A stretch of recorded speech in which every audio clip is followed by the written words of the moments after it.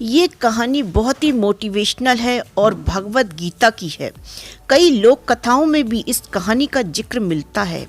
एक कौवे की गरुड़ से दोस्ती हो गई। दोनों काफी समय साथ गुजारती थी। उनमें मित्रता इतनी गहरी हो गई कि आपस में कभी कोई बात नहीं छिपाती थी। एक दिन दोनों एक नदी के किनारे पेड़ पर बैठे बात कर रही थी। तभी एक यमदूत उधर से गुजरा। वो कौवे को देखकर मुस्कराया। गरुड़ और कौवे ने उस यमदूत को अनदेखा किया और अपनी बातों में लग गए। अगले दिन फिर वही हुआ। दोनों बात कर रहे थे, तब भी वो यमदूत उधर से गुजरा और वो फिर कौवे को देखकर मुस्कराया। इस बार कौवे को कुछ शंका हुई। उसने गरुड़ से कहा कि ये यमदूत मुझे देखकर कल भी मुस्कराया और आज भी वैसा ही मुस्कराया। कुछ गड़बड़ है। हो सकता है मेरी मृत्यु आने वाली है। गरुड़ ने उसे समझाया कि ऐसा कुछ नहीं है, ये एक संयोग भी हो सकता है, तुम चिंता मत करो।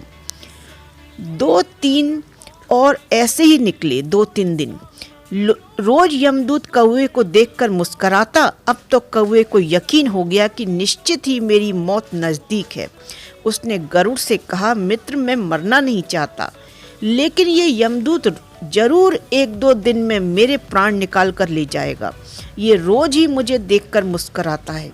गरुड़ को भी लगा कि हो सकता है कौवे का शक सही हो। उसने कौवे को धैर्य बंधाया। गरुड़ ने कौवे से कहा, तुम चिंता मत करो मित्र, मैं तुम्हें यहाँ से इतनी दूर ले जाऊंगा कि ये यमदूत तुम्हें दिखाई ही ना दे। गरुड़ ने कौवे को अपनी पीठ पर बैठाया और उस जंगल से हजारों किलोमीटर दूर कैलाश पर्वत पर ले गया। दोनों को अब ये डर नहीं रहा कि यहाँ कोई उन्हें परेशान कर सकता है। लेकिन वे जैसे ही कैलाश पर्वत पर पहुंचकर एक गुफा तक पहुंचे, वहाँ वो यमदूत पहले से ही मौजूद था। उसने कौवे को देखते ही उस पर पाश फेंक कर उसके प्राण निकाल लिए। गरुड़ देखता रह गया। उसने यमदूत से पूछा, तुमने इसे मारा क्यों? यमदूत ने कहा कि इसकी मौत इसी समय लिखी थी, इसलिए इसके प्राण निकाल लिए। गरुड़ ने फिर पूछा, फिर तुम इसे देखकर उस जंगल में मुस्कुराते क्यों थी? इसे मारना ही था तो वहीं मार देते।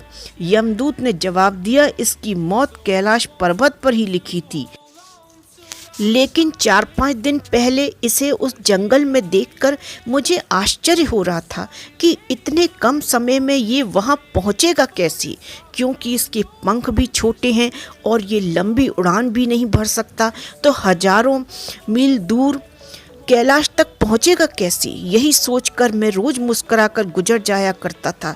लेकिन भाग्य देखो, तुम इसके परम मित्र ही इसे यहाँ तक इतने कम समय में ले आए। इस कहानी से हमें ये सीख मिलती है कि जीवन और मृत्यु भाग्य की बात है।